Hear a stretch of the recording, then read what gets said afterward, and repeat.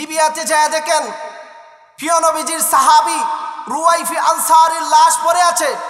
সিরিয়াতে যায় দেখেন প্রিয় নবীজির সাহাবী হযরত ফজল বিন আব্বাসের লাশ পড়ে আছে। উত্তর আফ্রিকাতে যায় দেখেন প্রিয় নবীজির সাহাবী হযরত মাবাদ ইবনে আব্বাসের লাশ পড়ে আছে।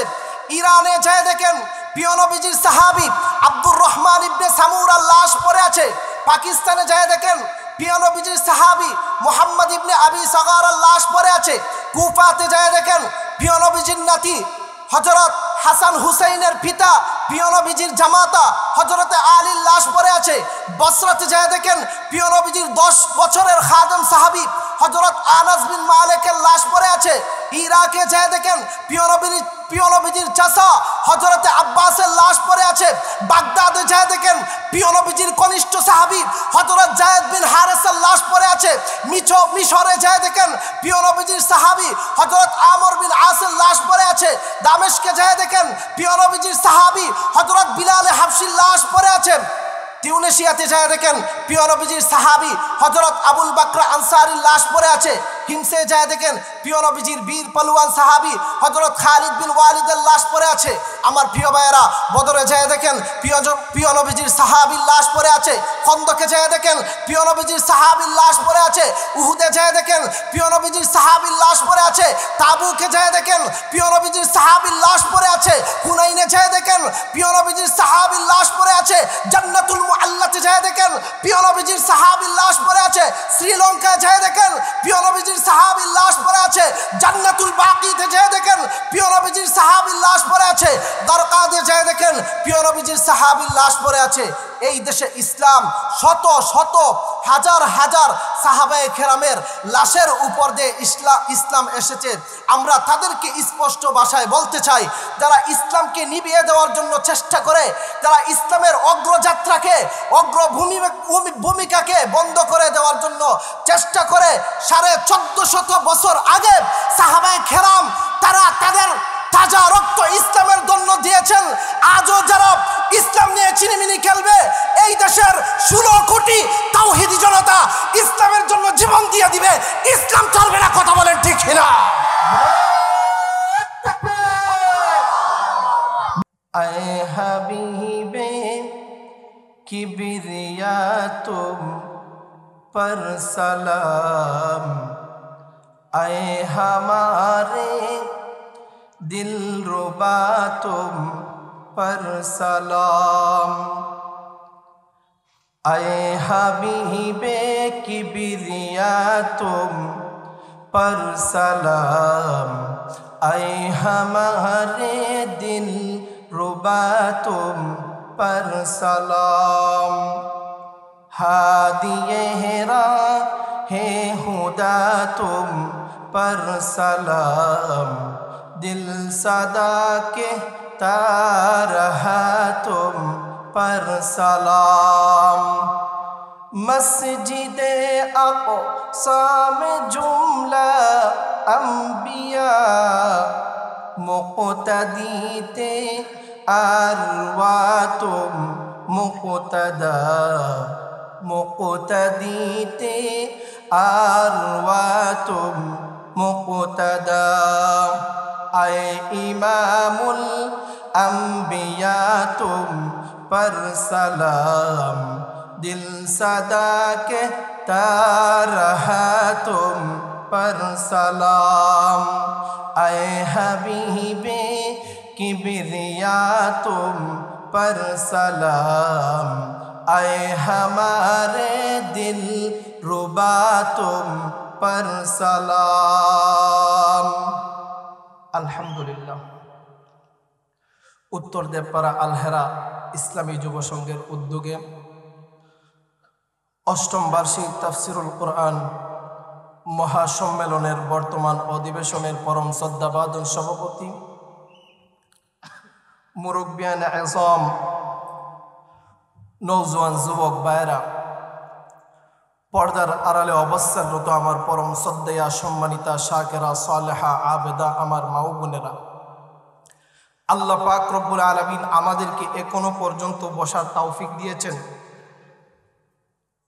এতে আমরা খুশি না বেজার?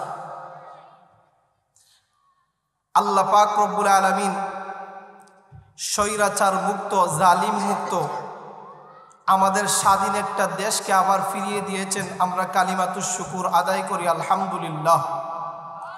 আর একটু আওয়াজ দিয়ে বলি আলহামদুলিল্লাহ। আমি আল্লাহর কালামে মাজিদ থেকে যেই আয়াত তিলাওয়াত করেছি, তুজাহিদুনা ফি সাবিলিল্লাহি বিআমওয়ালিকুম ওয়া আনফুসিকুম, আমার আলোচ্য বিষয় হচ্ছে আজকে এটা। তুজাহিদুনা ফি সাবিলিল্লাহ বিআমওয়ালিকুম ওয়া আনফুসিকুম। আমরা অনেকেই বুঝি দে মনে হয় জিহাদ বলতে কোনো কিছু নাই। আমাদের অবস্থাটা এমন হয়েছে, অথচ সর্ব উচ্চ চৌড়ার নাম হচ্ছে জিহাদ। জিহাদ ফি সাবিলিল্লাহ, আল্লাহর রাস্তায় জিহাদ করা। আমরা মুমিন মুসলমানের শুধুমাত্র কাজ নয় নামাজ পড়া আর ঘরে বসে থাকা। জিহাদটাকেও আমাদের উপরে ফরজ করে দেওয়া হয়েছে। যখনই জিহাদের ডাক আসবে তখনই ইমানদার মুসলমানদেরকে জিহাদ করতে হবে। কথা বলেন ঠিক কিনা? তুমিনুনা বিল্লাহি ওয়া রাসূলিহি, আল্লাহ বলেন তোমরা আল্লাহ এবং তার রাসূলের প্রতি ঈমান আনবা। দেখেন, আল্লাহ এবং তার রাসূলের ঈমান আনয়নের পরের কথাটাই আল্লাহ বলেছেন, ওয়া তুজাহিদুনা ফি সাবিলিল্লাহ, তোমরা আল্লাহর রাস্তায় তোমাদের জীবনকে বিলাইয়া দাও। তোমরা আল্লাহর রাস্তায় তোমাদের জীবনকে বিলাইয়া দাও। বিআমওয়ালিকুম ওয়া আনফুসিকুম, আল্লাহর রাস্তায় তোমরা জিহাদ করো। তোমাদের জান, তোমাদের মাল দিয়ে তোমরা আল্লাহর রাস্তায় জিহাদ করো। যালিকুম খায়রুল লাকুম, আল্লাহ বলেন এটাই হবে তোমাদের জন্য কল্যাণকর, এটাই হবে তোমাদের জন্য ফায়দাদায়ক। আজকাল দেখবেন, আমরা তো জালিম সরকারের পতন হয়েছে, আমরা মোটামুটি একটা শান্তিতে আছি। না হয় অনেক ইতিহাস এমন নজির আছে, উলামায়ে কেরামদের কামরাতে গিয়ে জিহাদের ভয়, বড় বড় বই পাইলে জঙ্গিবাদ বলে তাদেরকে আখ্যায়িত করা হতো। কথা বলেন ঠিক কিনা? অথচ জিহাদের সঙ্গে নিকৃষ্ট একটা কথা জঙ্গিবাদকে উদাহরণ দেওয়া হয়েছে। নাউযুবিল্লাহি মিন যালিক। আল জিহাদু ফি সাবিলিল্লাহ, আল্লাহর রাস্তায় জিহাদ করতে হবে। আমরা তো জন্মসূত্রেই ইসলাম পেয়েছি, ইসলামটা আমরা সহজেই পেয়ে গেছি। কিন্তু সাহাবায়ে কেরাম তাদের জানের সঙ্গে, তাদের মালের সঙ্গে জিহাদ করে ইসলাম পেয়েছে। আর আমরা জন্ম নেওয়ার পরে মুসলিমের ঘরে জন্ম, আমরা মুসলমান, আমরা ইসলাম পেয়েছি। আল্লাহ পাক রব্বুল আলামিনের কাছে ডাকতে হবে, আমাদের কথাগুলো বলতে হবে। এবং সর্বোচ্চ চৌড়ার নাম হচ্ছে জিহাদ। এই জিহাদও আমাদেরকে করতে হবে। এই জিহাদকেও বাদ দেওয়া যাবে? ওয়া তুজাহিদুনা ফি সাবিলিল্লাহ, আল্লাহ বলেন মায়ার বান্দা তুই আমি আল্লাহর রাস্তায় জিহাদ কর। বিআমওয়ালিকুম, তোর মাল দিয়ে, ওয়া আনফুসিকুম, তোমার জান দিয়ে। সাহাবায়ে কেরাম তাদের মাল, তাদের জান সব কিছু আল্লাহর রাস্তায় বিলিয়ে দিয়েছে। এমনও তো সাহাবায়ে কেরাম আছেন, বাবা খ্রিস্টান, বড় মুনাফেক, লিডারও বটে, কিন্তু ওই বাবা এবং ফ্যামিলির সঙ্গে জিহাদ করে তারা ইসলাম গ্রহণ করেছে। এমনও তো সাহাবায়ে কেরাম আছেন, বাবা টাটকা মুনাফেক, টাটকা কাফের, তারা ইসলাম গ্রহণ করেছে। তাদের জন্য ইসলামটা কত কঠিন একটু হিসাব করে দেখেন। আর আমরা জন্মিতেই আমরা ইসলাম পেয়েছি। কিন্তু এটা আমাদেরকে জেনে রাখতে হবে, ইসলাম এই দেশে এমনিতেই আসে নাই। কথা বলেন ঠিক কিনা? আরেকটা আওয়াজ দিয়ে বলেন ঠিক কিনা? এই দেশে ইসলাম শত শত হাজার হাজার সাহাবায়ে কেরামের তাজা রক্তের বিনিময়ে এই দেশে ইসলাম এসেছে, কথা বলেন ঠিক কিনা? আমার প্রিয় ভাইয়েরা, যেমন এর একটা উদাহরণ দেই। আলজেরিয়া আপনি গিয়ে দেখেন, যদি পারেন গিয়ে দেখেন, উকবা বিন নাফের লাশ পড়ে আছে। লিবিয়াতে যায় দেখেন, প্রিয় নবীজির সাহাবী রুয়াইফি আনসারীর লাশ পড়ে আছে। সিরিয়াতে যায় দেখেন, প্রিয় নবীজির সাহাবী হযরত ফজল বিন আব্বাসের লাশ পড়ে আছে। উত্তর আফ্রিকাতে যায় দেখেন, প্রিয় নবীজির সাহাবী হযরত মাবাদ ইবনে আব্বাসের লাশ পড়ে আছে। ইরানে যায় দেখেন, প্রিয় নবীজির সাহাবী আব্দুর রহমান ইবনে সামুরার লাশ পড়ে আছে। পাকিস্তানে যায় দেখেন, প্রিয় নবীজির সাহাবী মুহাম্মদ ইবনে আবি সাগারের লাশ পড়ে আছে। কুফাতে যায় দেখেন, প্রিয় নবীজির নাতি হযরত হাসান হুসাইনের পিতা প্রিয় নবীজির জামাতা হযরত আলীর লাশ পড়ে আছে। বসরাতে যায় দেখেন, প্রিয় নবীজির 10 বছরের খাদেম সাহাবী হযরত আনাস বিন মালিকের লাশ পড়ে আছে। ইরাকে যায় দেখেন, প্রিয় নবীজির চাচা হযরত আব্বাসের লাশ পড়ে আছে। বাগদাদে যায় দেখেন, প্রিয় নবীজির কনিষ্ঠ সাহাবী হযরত যায়েদ বিন হারেসের লাশ পড়ে আছে। মিশরে যায় দেখেন, প্রিয় নবীজির সাহাবী হযরত আমর বিন আসের লাশ পড়ে আছে। দামেস্কে যায় দেখেন, প্রিয় নবীজির সাহাবী হযরত বিলাল হাবশির লাশ পড়ে আছে। তিউনিসিয়াতে যায় দেখেন, প্রিয় নবীজির সাহাবী হযরত আবুল বকর আনসারীর লাশ পড়ে আছে। হিমসে যায় দেখেন, প্রিয় নবীজির বীর পালোয়ান সাহাবী হযরত খালিদ বিন ওয়ালিদের লাশ পড়ে আছে। আমার প্রিয় ভাইয়েরা, বদরে যায় দেখেন, প্রিয় নবীজির সাহাবীর লাশ পড়ে আছে। খন্দকে যায় দেখেন, প্রিয় নবীজির সাহাবীর লাশ পড়ে আছে। উহুদে যায় দেখেন, প্রিয় নবীজির সাহাবীর লাশ পড়ে আছে। তাবুকে যায় দেখেন, প্রিয় নবীজির সাহাবীর লাশ পড়ে আছে। হুনাইনে যায় দেখেন, প্রিয় নবীজির সাহাবীর লাশ পড়ে আছে। জান্নাতুল মুআল্লাতে যায় দেখেন, প্রিয় নবীজির সাহাবীর লাশ পড়ে আছে। শ্রীলঙ্কায় যায় দেখেন, প্রিয় নবীজির সাহাবীর লাশ পড়ে আছে।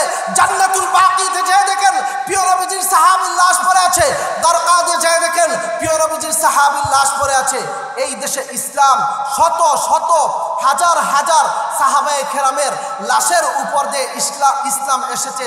আমরা তাদেরকে স্পষ্ট ভাষায় বলতে চাই, যারা ইসলামকে নিভিয়ে দেওয়ার জন্য চেষ্টা করে, যারা ইসলামের অগ্রযাত্রাকে ভূমিকাকে বন্ধ করে দেওয়ার জন্য চেষ্টা করে, 1450 বছর আগে সাহাবায়ে কেরাম তারা তাদের তাজা রক্ত ইসলামের জন্য দিয়েছেন। আজও যারা ইসলাম নিয়ে চিনিমিনি খেলবে, এই দেশের 16 কোটি তাওহীদি জনতা ইসলামের জন্য জীবন দিয়ে দিবে, ইসলাম চলবে না, কথা বলেন ঠিক কিনা?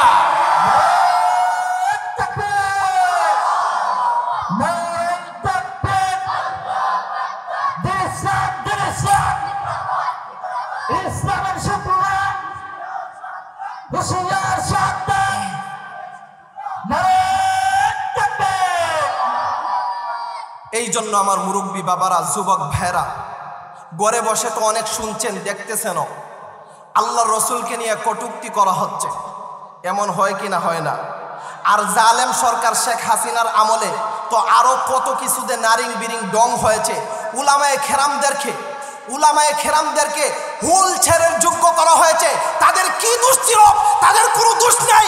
তাদের দোষ একটাই ছিল, তারা জিহাদ ফি সাবিলিল্লাহ, আল্লাহর রাস্তায় তারা জিহাদের মধ্যে নেমে যেতেন, কথা বলেন ঠিক কিনা? তাদের কোনো দোষ নাই, কারণ জিহাদ ফি সাবিলিল্লাহ এটা ফরজ করে দেওয়া হয়েছে। আল জিহাদু মাদিন ইলা ইয়াউমিল কিয়ামা, কিয়ামত পর্যন্ত জিহাদ চলবে। জিহাদ কেউ বন্ধ করে দিতে পারবে না। আমি যদি না থাকি, আমার পরে দেখবেন আরেকজন হক্কানি আলেম থাকবে। আল্লাহর রাসূল আজ দুনিয়াতে নাই, সাহাবায়ে কেরাম আজ দুনিয়াতে নাই, তাবেঈন তাবেঈন আইম্মায়ে মুজতাহিদিন আজ দুনিয়াতে নাই।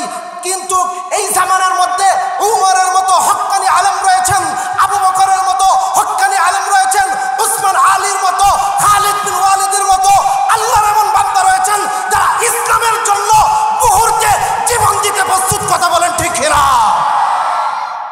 অতএব আমার মুসলমান ভাইয়েরা, একটা কথা আমাদেরকে স্পষ্টভাবে জানা থাকার দরকার যে ইসলাম এত বড় একটা দৌলত, ইসলাম অত বড় একটা নিয়ামত আমরা পেয়েছি, যেই নিয়ামতের শুকর মৃত্যু পর্যন্ত আদায় করা যাবে। কিসের বিনিময়ে পেয়েছি? সাহাবায়ে কেরামের তাজা রক্তের বিনিময়ে আমরা ইসলাম পেয়েছি, কথা বলেন ঠিক কিনা? এই দেশে ইসলাম বঙ্গোপসাগর দিয়ে বেশি আসে নাই, প্রশান্ত মহাসাগর দিয়ে বেশি আসে নাই। এই দেশে ইসলাম আটলান্টিক মহাসাগর দিয়ে ভেসে আসে নাই। এই দেশে ইসলাম শত শত সাহাবায়ে কেরামের তাজা রক্তের বিনিময়ে এসেছে। কথা বলেন ঠিক কিনা? অতএব মুসলমান কল্লা দিতে রাজি, ইসলাম ছাড়তে রাজি নয়। মুসলমান কল্লা দিতে রাজি, ইসলাম ছাড়তে রাজি নয়। আল্লাহ রসুলের এক সাহাবী দেখবেন, সাহাবায়ে কেরাম ইসলামের জন্য কত কষ্ট করেছেন, সাহাবায়ে কেরাম ঈমানের জন্য কত কষ্ট করেছেন, সাহাবায়ে কেরাম আল্লাহর জমিনে আল্লাহর দ্বীন কায়েম করার জন্য কত কষ্ট করেছেন। এক একজন সাহাবায়ে কেরামের ইতিহাস যদি আমরা শুনি তাহলে সারা রাত্রি চক্ষু দিয়ে পানি পরে পরে আমাদের বালিশ ভিজে যাবে। এরপরও সাহাবায়ে কেরামের এই কষ্টের কথা যখন স্মরণ হবে চক্ষু দিয়ে পানি পড়া বন্ধ হবে না। কথা বলেন ঠিক কিনা? ইসলামের জন্য, ঈমানের জন্য সাহাবায়ে কেরাম এত কষ্ট করেছে। আল্লাহ রসুলের একজন সাহাবী হযরত খাব্বাব রাদিয়াল্লাহু তাআলা আনহু, উনার নাম আমরা অবশ্যই শুনেছি। ফি জিল্লিল কাবা, আল্লাহ রসুল সাল্লাল্লাহু আলাইহি ওয়াসাল্লাম একদিন খানায়ে কাবার ছায়ার মধ্যে আরাম ফরমাচ্ছেন। হযরত খাব্বাব রাদিয়াল্লাহু তাআলা আনহু গিয়া বললেন আল্লাহ রসুলকে, ইয়া রাসূলুল্লাহ আলা তাস্তানসিরুনি আলা তাদউনি, ইয়া রাসূলুল্লাহ আপনি আমাদেরকে সাহায্য করবেন না, সাহায্যের দোয়া আল্লাহর কাছে আপনি করবেন না? মার খেয়ে খেয়ে তো শেষ হয়ে গেলাম। এতে বোঝা গেল ইসলামের জন্য মার খাওয়াও সুন্নত, মার দেওয়াও সুন্নত। কথা বলেন ঠিক কিনা? খাব্বাব রাদিয়াল্লাহু তাআলা আনহু আল্লাহ রাসূলকে বলতেছেন, ইয়া রাসূলুল্লাহ আপনি আমাদের জন্য একটু দোয়া করে দেন, একটু সাহায্য আমাদের জন্য আল্লাহর কাছে চেয়ে দেন। আল্লাহ নবী বিশ্বনবী, আল্লাহ নবীর সাহাবী খাব্বাব রাদিয়াল্লাহু তাআলা আনহুকে আল্লাহ রাসূল বললেন, হে খাব্বাব তোমার পূর্ববর্তী যারা এসেছিলেন এই দুনিয়ার বুকে, তোমার পূর্ববর্তী যারা এই দুনিয়ার বুকে এসেছিলেন তাদেরকে সমকালীন রাষ্ট্র মাটির মধ্যে গর্ত করে কোমর পর্যন্ত পুঁতে রাখত। এরপরে তাদের মাথার উপরে করাতটা নিয়ে যাওয়া হতো। আল্লাহ নবী বলেন, খাব্বাবকে বলেন, হে খাব্বাব এই করাত দিয়ে জীবন্ত দু টুকরো করে দেওয়া হতো। আল্লাহ রসুল বললেন, খাব্বাব রে তাড়াহুড়া করা যাবে না, ইসলামের জন্য একটু কষ্ট করতেই হবে। তুমি তো এখনো পর্যন্ত এত পরিমাণের কোনো আঘাতপ্রাপ্ত হও নাই। তোমার পূর্বে যারা এই দুনিয়ার মধ্যে এসেছিলেন তাদের কল্লাকে করাত দিয়ে জীবন্ত দু টুকরো করে দেওয়া হয়েছে। এমনও রয়েছে সমকালীন সরকার সমকালীন রাষ্ট্র দিয়েছে। আল্লাহ নবী বিশ্বনবী বলেন, হে খাব্বাব ইয়ামানের রাজধানী, বুখারী শরীফের হাদিস, আল্লাহর রাসূল বলেন, হে খাব্বাব ইয়ামানের রাজধানী সানআ থেকে নিয়ে হাজারামাউত অর্থাৎ সৌদির হাজারামাউত পর্যন্ত এই শত শত মাইল দূরত্ব পর্যন্ত এমন সময় আসবে সুন্দরী সুন্দরী মহিলা তাদের রূপ নিয়ে এবং ধনাঢ্যবান ব্যক্তিরা তাদের দম দিয়ে নিরাপদে চলতে পারবে, কোনো অসুবিধা হবে না। কিন্তু রে খাব্বাব এর আগে তোমাকে মার খেতে হবে, জেলে যেতে হবে, ইসলামের জন্য তোমাকে জমিনে রক্ত জড়াইয়া দিতে হবে। আল্লাহ রসুল খাব্বাবকে বলতেছেন, এর আগে তোমাকে মার খেতে হবে, ইসলামের জন্য জমিনের মধ্যে রক্ত জড়াইয়া দিতে হবে। আমার মুমিন মুসলমান ভাইয়েরা, আমার যুবক ভাইয়েরা, আমার মুরব্বী বাবারা, আপনাদেরকে একটা কথা বলি এবং আপনাদের কাছ থেকে একটা কথা জানতে চাই। আজও পর্যন্ত দেখেছেন যে আলেম উলামারা ইসলামের বিপক্ষে গিয়েছে? কাউকে দেখেছেন আপনারা? আলেম উলামারা, শত শত আলেমরা, আল্লামা মামুনুল হক সাহেব সহ, আল্লামা সাইদি সহ, মুফতি আমির হামজা, রফিকুল ইসলাম মাদানী, এই বাংলার শীর্ষস্থানীয় উলামায়ে কেরাম কার কথা বলবেন? প্রত্যেককেই জেলখানায় বন্দী করে এমন পিটানি হয়েছে, তাদের কোনো দোষ ছিল না। দোষ ছিল একটাই, তারা ইসলামের পক্ষে, তারা কোরআনের পক্ষে, তারা আল্লাহর রাসূলের সুন্নাহর পক্ষে ছিলেন। কথা বলেন ঠিক কিনা?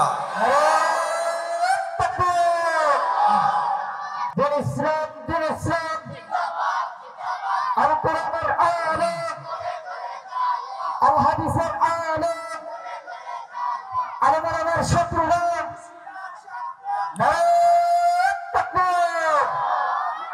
আমাদেরকে জাগ্রত থাকতে হবে, আমাদেরকে রেডি থাকতে হবে।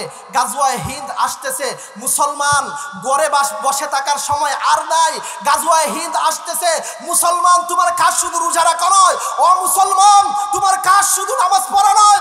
ও মুসলমান, তোমার কাজ শুধু মাতা পিতার খেদমত করা নয়। মুসলমান, তোমার আরেকটা সর্বোচ্চ চূড়ার কাজের নাম হচ্ছে আল জিহাদ ফি সাবিলিল্লাহ। অতএব মুসলমান, আল জিহাদ ফি সাবিলিল্লাহ, আল্লাহর রাস্তায় জিহাদ করতেই হবে। কথা বলেন ঠিক না? অতএব মুসলমান, আমাদেরকে জাগ্রত হতে হবে, এমন ভাবে রুখে আমাদেরকে দাঁড়াতে হবে। এক নাম্বার বিষয় হইল, এই স্বৈরাচার সরকার শেখ হাসিনা জালিমের পতন হয়েছে, আর যেন সে বাংলার ময়দানে মাথা দাঁড় না করাতে পারে। কথা বলেন ঠিক কিনা?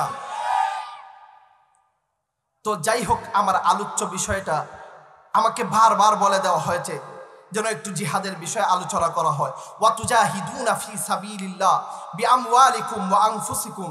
আমরা কোন দিক দিয়ে জিহাদ করছি? শুধুমাত্র ময়দানে নামার নামেই তো জিহাদ নয়, ময়দানে নাহিমা তলোয়ার দিয়ে আঘাত করার নামেই তো জিহাদ নয়।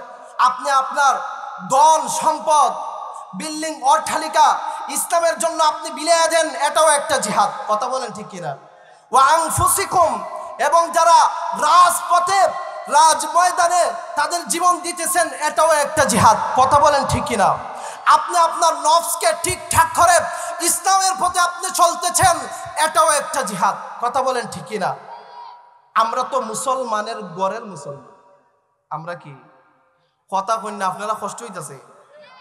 আমার কথায় কোনো আঘাত পাইতেছেন নি? কথা কন্যা, আমরা মুসলিমের গড় মুসলিম না? আমাদের জন্মটা তো মুসলিমের ঘরে হয়েছে।